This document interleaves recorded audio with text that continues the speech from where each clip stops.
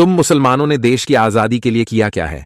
हम तो कुछ नहीं सुनते मुसलमानों के बारे में। जब भी आजादी की बात आती है हमें कुछ चुनिंदा नाम गिनाए जाते हैं, लेकिन क्या यह हकीकत है कि सिर्फ वही लोग इस मुल्क के लिए लड़े? सच तो यह है कि हिंदुस्तान की आजादी की लड़ाई की बुनियाद मुसलमानों की कुर्बानियों से रखी गई थी, मगर अफसोस इन नामों को किताबों से मिटा दिया गया। आज 15 अगस्त पर आओ इन भूली हुई कुर्बानियों को याद करें। 18वीं सदी के योद्धा, सबसे पहले अगर हम पीछे देखें तो सिराजुद्दौला, टीपू सुल्तान और हैदर अली जैसे बहादुर मुसलमानों ने अंग्रेजों की हुकूमत की नींव हिलाई थी। टीपू सुल्तान को शेर मैसूर कहा जाता है। उन्होंने कहा था, गुलामी की 100 साल की जिंदगी से बेहतर है शेर की तरह एक दिन की मौत।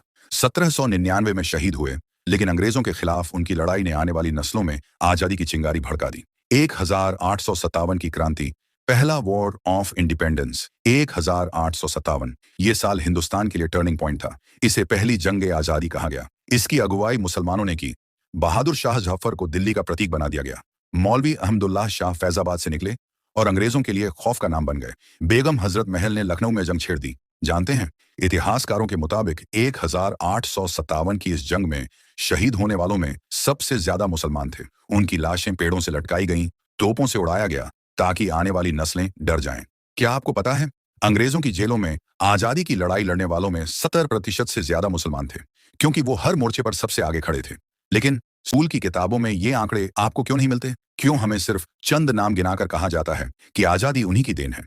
20वीं सदी के सच्चे हीरो। अब 20वीं सदी पर नजर डालिए। अशफाक उल्लाह खान, जिन्होंने काकोरी कांड में हिस्सा लिया, फांसी के तख्ते पर हंसते हुए कहा, मेरे जिस्म को मिटा सकते हो लेकिन मेरी मोहब्बत वतन को नहीं। उबैदुल्लाह सिंधी, जो विदेश जाकर अंग्रेजों के खिलाफ आंदोलन चलाते रहे। मौलाना अबुल कलाम आजाद, जो हिंदुस्तान की आजादी के साथ साथ उसकी एकता के सबसे बड़े हिमायती थे। खिलाफत मूवमेंट और असहयोग आंदोलन में मुसलमानों ने लाखों की तादाद में जेलें भरी। महात्मा गांधी के हर आंदोलन में मुसलमान कंधे से कंधा मिलाकर चले। कुर्बानी सिर्फ जान की नहीं, माल की भी। मुसलमानों ने सिर्फ जान ही नहीं बल्कि माल और दौलत भी कुर्बान किया।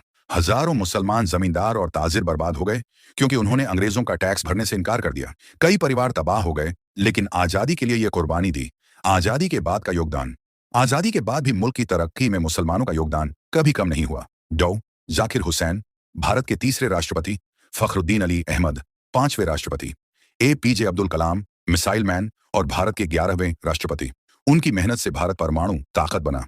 आजादी के बाद science, army, art, music, sports, हर जगह मुसलमानों ने तिरंगे की शान बढ़ाया। लेकिन अफसोस, इन नामों को किताबों से मिटा दिया गया। इतिहास अधूरा है जब तक हम इन कुर्बानियों को याद न करें। आज 15 अगस्त पर आओ हम सब मिलकर यह कहें, हिंदुस्तान की मिट्टी में मुसलमानों का खून भी शामिल है और यही खून तिरंगे की असली शान है, चाहे कोई माने या ना माने।